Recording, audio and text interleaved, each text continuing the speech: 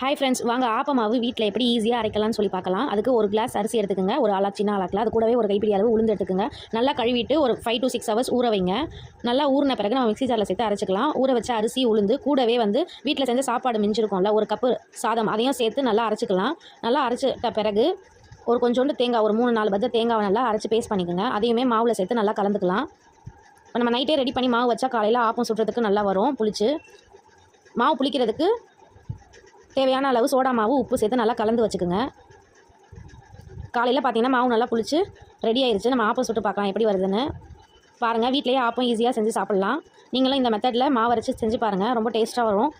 ஆப்பத்துக்கு தொட்டுக்க தேங்காய் பால் எடுத்துக்கலாம். எங்கள் வீட்டில் எல்லாருக்கும் ஆப்பம் ரொம்ப பிடிக்கும். ஸோ சூப்பராக ஆப்பம் செஞ்சு இன்றைக்கி டிஃபன் சாப்பிட்டாச்சு.